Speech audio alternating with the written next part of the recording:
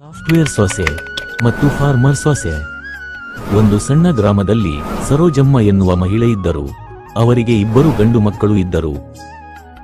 ಸರೋಜಮ್ಮ ದೊಡ್ಡ ಮಗನಾದ ಮೋಹನ್ಗೆ ವ್ಯವಸಾಯ ಕುಟುಂಬದಿಂದ ಮಂಜುಳಾ ಎನ್ನುವ ಹುಡುಗಿಯನ್ನು ಮದುವೆ ಮಾಡಿಸಿದರು. ಮೋಹನ್ಗೆ ಮದುವೆ ಮಾಡಿ ಸ್ವಲ್ಪ ದಿನದಲ್ಲೇ ಚಿಕ್ಕ ಮಗನಾದ ಮುರಳಿಗೆ ವಾಣಿ ಎನ್ನುವ ಸಾಫ್ಟ್ವೇರ್ ಕಂಪನಿನಲ್ಲಿ ಕೆಲಸ ಮಾಡುವ ಹುಡುಗಿಯನ್ನು ಮದುವೆ ಮಾಡಿಸಿದರು. ಮಂಜುಳಾ ಅವಳು ಕಷ್ಟದಿಂದ ಬೆಳೆದ ಹುಡುಗಿ. ಆದ್ದರಿಂದ ಬೆಳಗ್ಗೆ ಬೇಗನೆ ಎದ್ದು ಮನೆ ಕೆಲಸಗಳನ್ನು ಮುಗಿಸಿ ಮತ್ತು ಅಡುಗೆಯ ಕೆಲಸಗಳನ್ನು ಮಾಡುತ್ತಾಳೆ. ಆದರೆ ವಾಣಿ ಮಾತ್ರ ಬೆಳಿಗ್ಗೆ 8 ಗಂಟೆಗೆ ಎದ್ದು ಅವಳು ಸ್ನಾನ ಮಾಡಿ ರೆಡಿಯಾಗಿ ಟಿಫನ್ ಮಾಡಿ ಮತ್ತು ಮಧ್ಯಾಹ್ನಕ್ಕೆ ಲಂಚ್ ಬಾಕ್ಸ್ ತೆಗೆದುಕೊಂಡು ಆಫೀಸ್ಗೆ ಹೋಗಿ ಬಿಡುತ್ತಾಳೆ.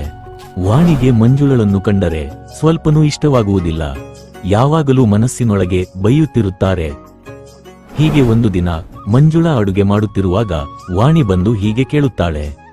ಅಕ್ಕ, ನನ್ನ ಲಂಚ್ ಬಾಕ್ಸ್ ರೆಡಿ ಮಾಡಿದ್ದೀರಾ? ಆಫೀಸ್ಗೆ ಟೈಮ್ ಆಯ್ತು. ವಾಣಿ ಅತ್ತೆ ದೋಸೆಯನ್ನು ಕೇಳಿದರು. ಅವರಿಗೆ ಮಾಡುತ್ತಾ ಮರೆತು ಬಿಟ್ಟೆ. ಇವತ್ತು ಒಂದು ದಿನ ನೀನು ಟಿಫನ್ ಬಾಕ್ಸ್ ರೆಡಿ ಮಾಡಿಕೋ. ಯಾಕೆ? ನನ್ನ ಲಂಚ್ ಬಾಕ್ಸ್ ರೆಡಿ ಮಾಡಿಬಿಟ್ಟು ನಂತರ ನೀವು ದೋಸೆ ಮಾಡಬಹುದು ತಾನೆ? ನೀವು ಎಲ್ಲಾದರೂ ಹೋಗುತ್ತೀರಾ? ಮನೆಯಲ್ಲೇ ಇರುತ್ತೀರಾ ತಾನೆ? ಯಾವಾಗಲಾದರೂ ಏನು ಬೇಕಾದರೂ ಅಡುಗೆ ಮಾಡಿ ತಿನ್ನಬಹುದಲ್ಲವೇ? ಆದರೆ ನಾನು ಆಫೀಸ್ಗೆ ಹೋಗಬೇಕು, ಅಲ್ಲಿ ಕೆಲಸ ಮಾಡಬೇಕು. ನನಗೆ ಎಷ್ಟೊಂದು ಟೆನ್ಷನ್ ಆಗುತ್ತೆ ಗೊತ್ತಾ? ಈಗ ಏನಾಯ್ತು ಅಂತ ಇಷ್ಟೊಂದು ಕೋಪದಿಂದ ಇದ್ದೀಯಾ ವಾಣಿ? ಮಾಡಿ ಮಡಗಿರುವ ಊಟವನ್ನು ಬಾಕ್ಸ್ಗೆ ಹಾಕಿಕೊಳ್ಳುವುದಕ್ಕೆ ಯಾಕೆ ಇಷ್ಟೊಂದು ಸೋಂಬೇರಿಯಾಗಿದ್ದೀಯ ನೀನು? ಏನು ಹೇಳಿದೆ?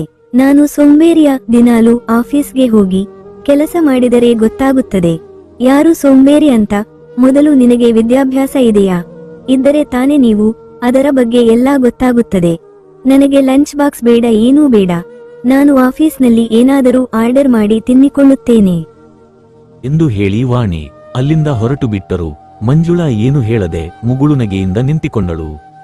ನಂತರ ವಾಣಿ ಆಫೀಸ್ಗೆ ಹೋಗಿ ಕಂಪ್ಯೂಟರ್ ಮುಂದೆ ಕುಳಿತುಕೊಂಡು ಕೆಲಸ ಮಾಡುತ್ತಿದ್ದಳು.